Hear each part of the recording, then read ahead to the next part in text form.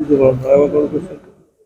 রাজ্যপালকে নিয়ে যে শিরোধারী অভিযোগ এবং সেটাকে কেন্দ্র করে যে চর্চা হচ্ছে রাজ্য রাজনীতিতে এবং সেটাকে কেন্দ্র করে দিয়ে এটা বৈঠক করেছে। এটা কোন আনএথিক্যাল কাজ করেছেন রাজ্যপাল, যদিও তার এগেনস্টে কোনো ক্রিমিনাল প্রসিডিংস লাই করবে না। আর্টিকেল 351 সেটা পরিষ্কার করে বলা রয়েছে। কিন্তু রাজ্যপাল যেটা করেছে অত্যন্ত নিন্দনীয় ঘটনা। এটা প্রত্যাশা করা যায় না রাজ্যপালের মতো একটা স্ট্যাটাস, যে রাজ্য একজন সাংবিধানিক পোস্টে রয়েছেন, তার কাছ থেকে এটা প্রত্যাশা করা যায় না। তিনি বলছেন যে রাজনৈতিক উদ্দেশ্যে এটা করা হয়েছে এবং যারা করছে তারা রাজনৈতিক সহায়তা তুলছে এবং ঈশ্বর তাদের মঙ্গল করুন। এটা এটা আমি বিশ্বাস করি। যে ভদ্রমহিলা বলছিলেন যেভাবে, এবং তার স্টেটমেন্টটা আমরা শুনছিলাম, রেকর্ড করা স্টেটমেন্ট, আমার মনে হয় না যে এটা উনি যে কথা বলছেন রাজনৈতিক উদ্দেশ্য প্রমাণিতভাবে করছে। এটা বিশ্বাস করা খুব কঠিন। আমরা রাজ্যপালকে পদ সেটা বিলোপ চাইছি, বারবার করে খড়গ হয়েছে যে রাজ্যপাল পদটা বিলোপ হওয়া উচিত। কিন্তু এখন দেখছি এই ইস্যুতে আমরা কিন্তু চুপচাপ কোনো কথা বলছি না। রাজ্যপালের পদ বিলোপ করার ব্যাপারে আমাদের অনেকেই অনেকদিন আগে থেকে আলোচনা হচ্ছে যে এর পদটা রাখার কোনো যৌক্তিকতা আছে কিনা। রাজ্যপালের ভূমিকা সম্বন্ধে অনেক প্রশ্ন অনেক সময় উঠেছে। আগে আমাদের রাজ্যপাল ছিলেন, ধানকার ছিলেন, তাকে নিয়ে অনেক বিতর্ক দেখা দিয়েছে। কিন্তু এই যে নতুন ধরনের বিতর্ক, এরকম কোনো বিতর্ক ছিল না। যে রাজ্যপাল বলছেন মমতা বন্দ্যোপাধ্যায় ডার্টি পলিটিক্স করছে, বলবেন না? রাজ্যপালের এটা এটা শোভা পায় না এই ধরনের মন্তব্য করা।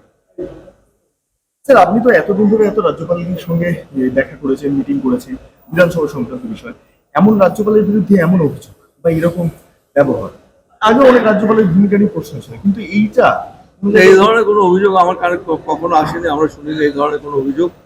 যদি উনি প্রোটেক্টেড আন্ডার কনস্টিটিউশন, স্টিল আমি বলবো এটা খুব আনএথিক্যাল কাজ উনি করেছেন। আরেকটা স্যার বিষয় রয়েছে, সেটা হচ্ছে যে আজকে নির্বাচনী আচরণবিধি থাকার জন্য বিভিন্ন জায়গায় পার্টিগতভাবে কোনোভাবে রবীন্দ্র জয়ন্তী পালন করা হচ্ছে না। এক্ষেত্রে মুখ্যমন্ত্রী খুব প্রশ্ন করেছেন, তো এই গোটা বিষয়টাই কিভাবে দেখছেন? আমার মনে হয় রবীন্দ্র জয়ন্তীর সঙ্গে মডেল কোড অফ কন্ডাক্টের কোনো সম্পর্ক নেই। আমাদের বিধানসভার প্রত্যেক মনীষীদের আমরা প্রতিকৃতিতে মাল্যদান করে শ্রদ্ধা জ্ঞাপন করি। রবীন্দ্রনাথ ভারতবর্ষের, বিশেষ করে সারা পৃথিবীতে একজন এমন মানুষ ছিলেন তাকে সবাই শ্রদ্ধা করেন। আজকের দিনে তাকে শ্রদ্ধা জানাবেন না, মডেল কোড অফ কন্ডাক্টে আটকে যাবে, এটা আমি মানতে পারি না। স্যার গতকালের যে সুপ্রিম কোর্টের অর্ডার সেটা নিয়ে কি বলবেন? যেমন কলকাতা হাইকোর্ট যে অর্ডারটা দিয়েছে, আমি কলকাতা হাইকোর্টের অর্ডারকে আমি সমালোচনা করতে চাই। একটা প্রিন্সিপাল আছে আমাদের লয়ে, সেপারেটিং চেফ, সেপারেটিং মানে রাইস ফ্রম চাফ, মানে চাল থেকে ক্ষুদ্রা বার করা। এটা খুব কঠিন কাজ, একটা দেশের কনসেপ্ট। এই কনসেপ্টটা আমাদের লিগাল ডিকশনারিতে রয়েছে। সেটাই উনি বলতে চাইছেন যে কাপড় মিশরে যে কাপড় কি করে বাদ দেওয়া, তার জন্য যে 19,000 ছেলে মেয়ের চাকরি চলে গেল যারা যোগ্য চাকরি প্রার্থী ছিল, এটা খুব জাস্টিফাইড হয়নি, যেটা সুপ্রিম কোর্ট উপলব্ধি করতে পেরেছেন। আর একটা কথা বলি, যে দেখো, যদি কারোর বিরুদ্ধে অভিযোগ প্রমাণিত না হয়, যতদিন না প্রমাণিত হচ্ছে ততদিন তাকে নির্দোষ বলে ধরা হবে। এটাই আমাদের কনসেপ্ট অফ ল।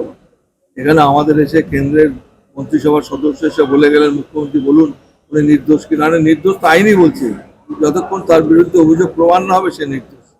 এটা নতুন করে বলার কি আছে? মানে যারা এতক্ষণ এই শিক্ষা দুর্নীতিতে যাদেরকে গ্রেপ্তার করা হয়েছে এখনো পর্যন্ত, না না, শিক্ষা দিনে তো আমাদের যে ছেলেটি আমাদের এতে রয়েছে সন্দেশখালী, সন্দেশখালী, তাকে নিয়ে বলছিল না আমাদের যে মুখ্যমন্ত্রী বলুন উনি নির্দোষ কিনা। আর আইন বলছে উনি যতক্ষণ না তার অভিযোগ প্রমাণ হবে ততদিন নির্দোষ। ততক্ষণ মানে শাহজাহানের বিষয়টা বলছে, শাহজাহানের বিষয়টা বিরোধীরা বলছে সন্দেশখালীর যে ভিডিও সেটা ফেক। এটা এফএসএল যারা রয়েছে, ফরেন্সিক সায়েন্স ল্যাবরেটরি, তারা দেখবেন, দেখে যদি মনে করেন ফেক। আমি বলতে পারবো না, এই সম্বন্ধে আমার কোনো আইডিয়া নেই কি ভিডিও হচ্ছে, কিভাবে সেটা তৈরি করা হচ্ছে। আমার মনে হয় না এটা ফেক। স্যার এই ভিডিওটা দেখে কি মনে হচ্ছে, মানে পুরো ঘটনাটা সাজানো? আপনার কি এখন কি মনে হচ্ছে? কোন ঘটনাটার কথা বলবো? ওই যে মহিলাদের টাকা দিয়েছে, হ্যাঁ, স্যার। তাদের মনে তো হয় সাজানো। এর এতদিন ধরে এই ধরনের ঘটনা ঘটবে, কেউ প্রতিবাদ করবে না। পশ্চিমবঙ্গে এখনো সে দুর্দিন আসেনি।